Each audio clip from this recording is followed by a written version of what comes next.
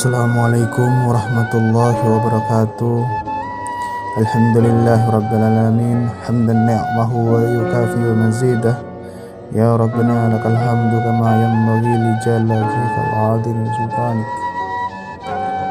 Alhamdulillah, sahabat YouTube yang dirahmati oleh Allah, kita berjumpa lagi di channel Jenan Audio. Semoga apa yang kita kerjakan mendapat rahmat dan pahala dari Allah. Yang punya hajat, semoga Allah kabulkan hajatnya. Amin ya rabbal alamin. Pada kesempatan kali ini, saya ingin mengisahkan sebuah ulama yang ahli ibadah selama 70 tahun namun tergelincir pada maksiat. Begini ceritanya. Dikisahkan oleh Imam Abu Laib As-Samarkandi, wafat 373 Hijriah, dalam kitab Tanbihul Ghafilin. Dalam kitab ini diceritakan kisah ibadah yang tergelincir dalam maksiat. Kisah ini dimulai dari seorang ahli ibadah yang bernama Syekh Barsiso. Ia merupakan seorang ahli ibadah yang sudah beribadah dalam sebuah tempat ibadah selama kurang lebih 70 tahun dan mempunyai santri sebanyak 60.000, dan sebagian itu santrinya adalah para malaikat. Sesudah kali beribadah dalam tempat tersebut, Syekh Barsiso tidak akan keluar kecuali 10 hari melakukan aktivitas ibadah. Melihat keteguhan dan kealiman Syekh Barsiso, malaikat pun terkagum-kagum akan ketakwaannya. Akhirnya salah satu malaikat menemui Allah dan menyampaikan apa yang telah disaksikan tentang ketakwaan Syekh Barsiso. Kata malaikat, "Ya Rob, apakah Syekh Barsiso akan masuk surga?" katanya. "Tidak," jawabnya. Akhirnya percakapan Allah dengan malaikat diketahui oleh setan. Beberapa komplotan setan pun tergelitik untuk menggoda Syekh Barsiso. Setelah bermusyawarah, maka diutuslah setan putih untuk datang menggoda Syekh Barsiso. Setan tersebut kemudian datang ke tempat Syekh Barsiso lengkap dengan menggunakan jubah putihnya. Ketika setan tersebut melihat Syekh Barsiso datang dan hendak masuk ke tempat ibadah tadi, setan tersebut pun memanggil, akan tetapi Syekh Barsiso mengabaikannya dan bergegas masuk ke dalam tempat itu untuk beribadah. Tak kurang akal, setan tersebut mengikuti Syekh Barsiso dan beribadah di belakang Syekh Barsiso. Setelah 10 hari kemudian, Syekh Barsiso melihat ada orang lain yang memiliki ibadah khusyuk seperti dirinya. Ia pun menghampiri setan tersebut. "Wahai fulan, apakah kamu kembali memanggilku? Ada gerangan apa?" tanya Syekh Barsiso.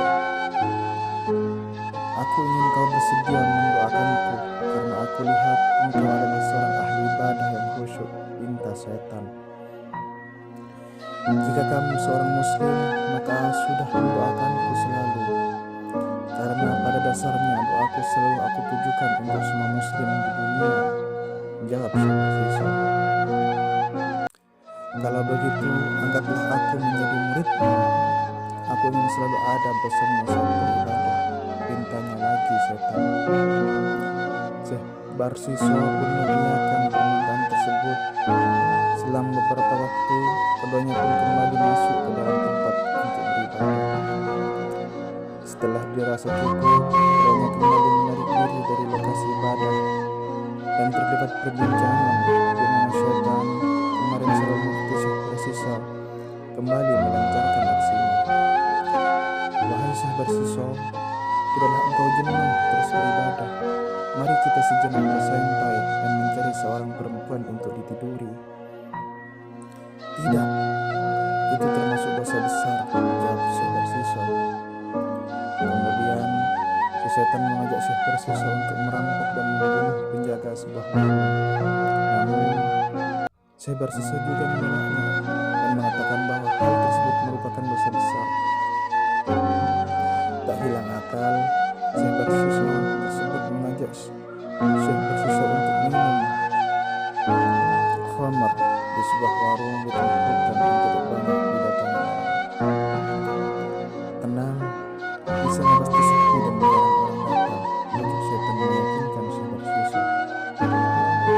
Syekh bersiswa pun tertarik dengan usul setan tersebut dan berangkatlah mereka berdua ke tempat sebuah warung khamar di tengah hutan.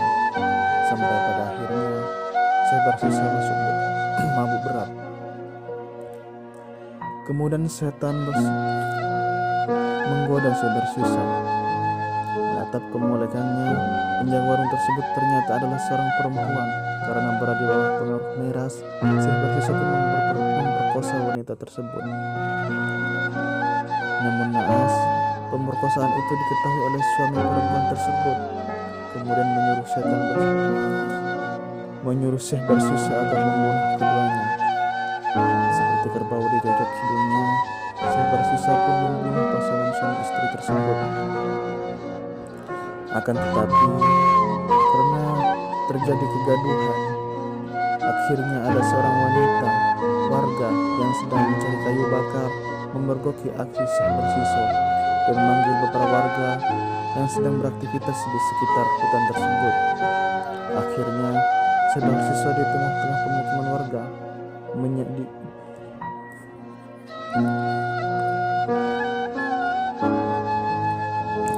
Namun naas, pemerkosaan itu diketahui oleh suami perempuan tersebut. Kemudian setan menyuruh Syekh bersiswa agar membunuh keduanya. Seperti kerbau yang dicocok hidungnya, Syekh bersiswa pun membunuh pasangan suami tersebut. Akan tetapi, karena terjadi kegaduhan, akhirnya ada seorang warga yang sedang mencari kayu bakar memergoki aksi Syekh bersiswa dan memanggil beberapa warga yang sedang beraktivitas di sekitar hutan tersebut. Akhirnya Syekh bersiswa dibawa ke tengah-tengah pemukiman warga untuk diarak di sebuah kayu. Di tengah keputusasaan, setan akhirnya datang kepada Syekh bersiswa dan menjelaskan siapa dirinya sebenarnya. Setan tersebut juga menawarkan sebuah bantuan kepada Syekh bersiswa, tapi dengan syarat Syekh bersiswa harus menyembahnya. "Bagaimana aku bisa menyembahmu sedangkan kedua tanganku dan kakiku diikat?" kata Syekh bersiswa. "Cukup kedipkan saja kedua matamu dan anggukkan kepalamu," jawab setan. Sesaat setelah Syekh bersiswa mengedipkan mata dan menganggukkan kepala, Allah pun mencabut nyawa Syekh bersiswa. Hingga pada akhirnya seorang alim ulama yang dikenal dengan ahli ibadah dan murid-muridnya yang luar biasa tersebut harus mati dalam keadaan su'ul khatimah. Na'udzubillahi min dzalik. Dari kisah tersebut kita bisa mengambil ibrah atau pelajaran yang bisa dipetik bahwa sebuah kehidupan jangan melihat seseorang dari sebuah penampilan, karena terkadang penampilan yang kita sangka bahwa orang baik-baik justru membuat kita celaka. Karena sejatinya kehidupan bukan melihat seseorang dari mana ia berasal dan dari mana ia belajar.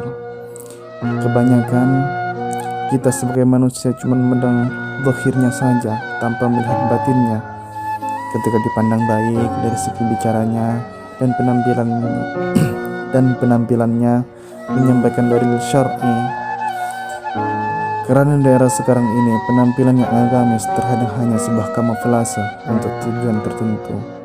Contohnya saja, sudah banyak sekarang aliran sesat dengan kamuflase menyampaikan rujukan hadis dan dalil Al-Quran. Setidaknya, kita perlu hati-hati dan tidak gampang untuk percaya pada orang-orang yang baru yang ada di lingkungan kita.